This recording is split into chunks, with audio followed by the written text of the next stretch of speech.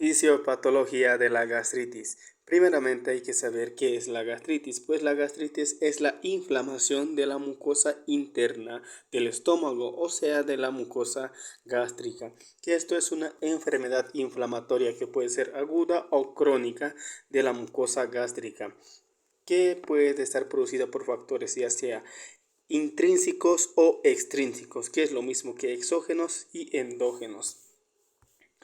¿Y cómo se produce esto? Pues esto se produce de la siguiente manera. Primeramente hay un daño directo de la mucosa digestiva o de la mucosa gástrica por el ácido clorhídrico y la pepsina, que esto va a llevar a una erosión de la pared a través de la muscularis mucosae, y que esto nos va a dar estímulos vagales y nos va a dar manifestaciones clínicas como cuáles, como náuseas, vómito sangrado, como hematemesis, es ese vómito con sangre, melena,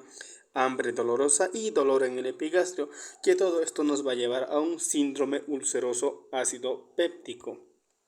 También hay que saber que la etiología de la gastritis es multifactorial, pero la más común es que la gastritis está producida por una infección por el Helicobacter pylori, ya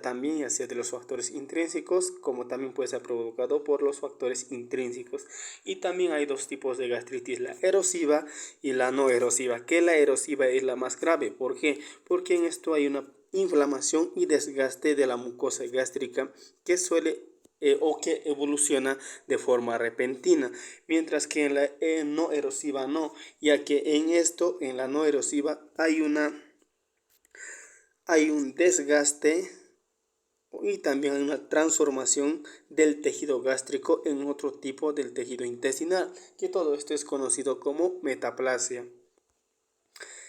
Y la fisiopatología de la gastritis comienza todo en los factores intrínsecos y extrínsecos que dañan a la mucosa gástrica, ya sea los mecanismos como el Helicobacter pylori, sustancias químicas como cuáles, como AINES, como el ketorolaco, ibuprofeno, entre otros, la hipersecreción ácida, isquemia, estrés, trastornos de vaciamiento genéticos y entre otros. Todo esto va a producir una erosión de la mucosa digestiva por acción ácido péptica, o sea, por acción del ácido clorhídrico y de la pepsina, que esto va a llevar a una perforación visceral y que nos puede dar esto manifestaciones clínicas como el síndrome abdominal agudo o la pirosis, que es esa sensación quemante retroesternal, también regurgitaciones y eructos. Y la erosión de la mucosa digestiva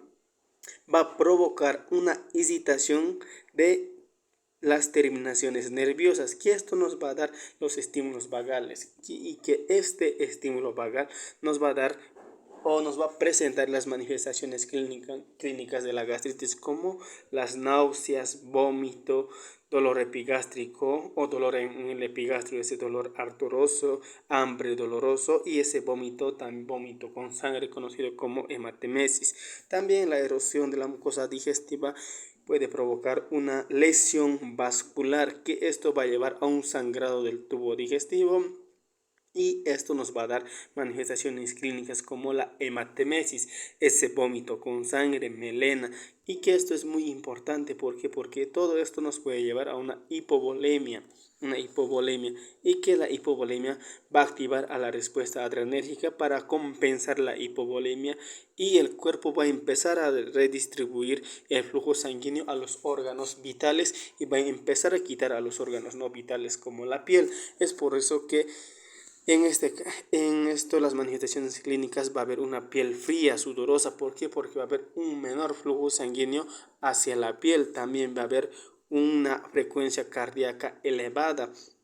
Y para compensar esto va a haber una presión arterial baja, una hipotensión. Y todo esto también, la hipovolemia va a activar el sistema renina-angiotensina-aldosterona para compensar la hipovolemia.